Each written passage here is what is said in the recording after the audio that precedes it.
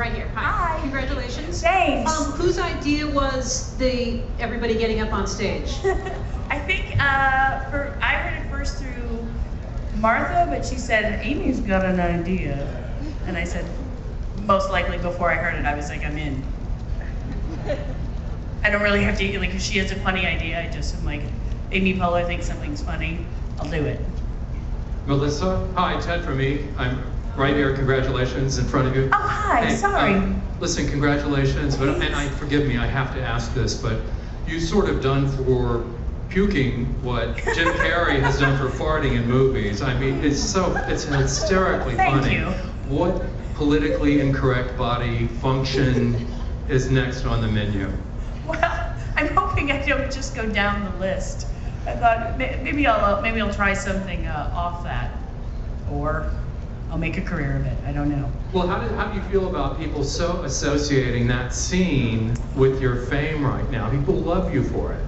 Well, I mean, I'm just glad people went to see it, and I thought Kristen Wiig and Annie Mumolo wrote such a great script, and to me that scene was such a horror. I always joked that it was like the horror film segment of that movie, because to me it was less about being gross and just about the sheer horror of that happening publicly, which is why it was so funny to me. So.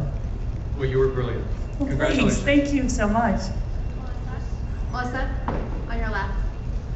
Hi, Melissa, it's Heather from Gather. Hi, sorry. I was there when you were surprised at the nominations, and are you, okay, now you can say. Do you have any advice for any aspiring actresses in Plainfield, Illinois tonight?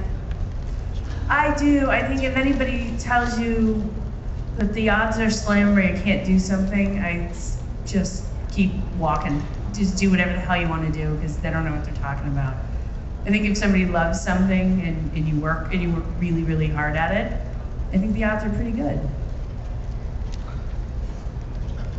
Hi, Jen McBride from CBS. Hi. How are you?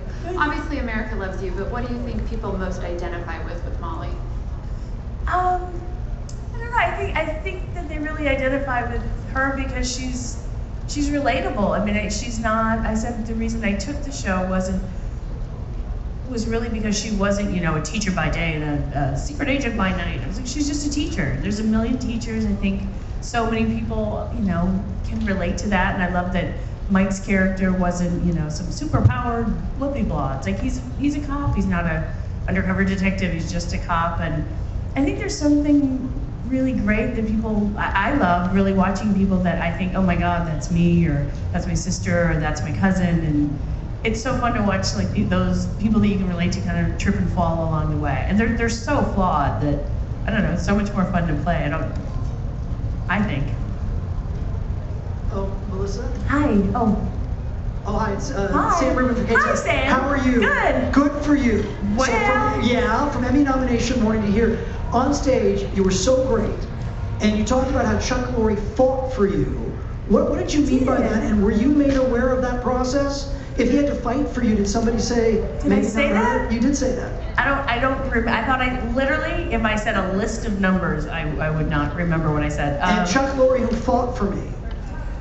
Because I think I had never done, this is my first lead, and I think there was some trepidation about, I think that's a big line to cross. And, I don't think it was like, oh, of course, put her in the lead. I'd never done it before. I don't think people saw me that way. And I think he just really dug his heels in and said, that's it, and he fought for me. And I had some people tell me things that he really, one of his dukes, and, and I'm not saying people were like, we hate her, but I just think he really went to bat for me. And I'm certainly glad he did. It's working out great. Did you see yourself that way? Sure.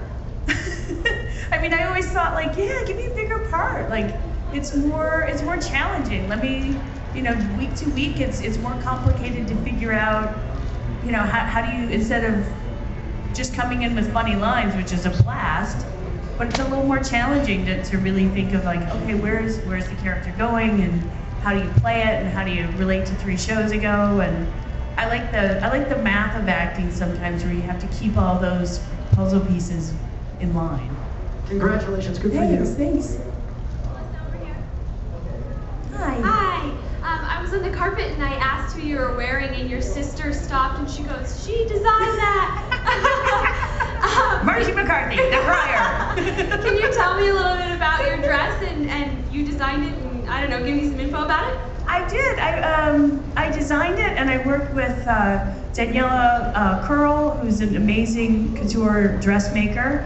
And I didn't see anything that I really liked out there, and I went to college for clothing and textiles and always thought I would design women's clothing, and then ended up in New York thinking I was going to go to FIT, and I started doing stand-up.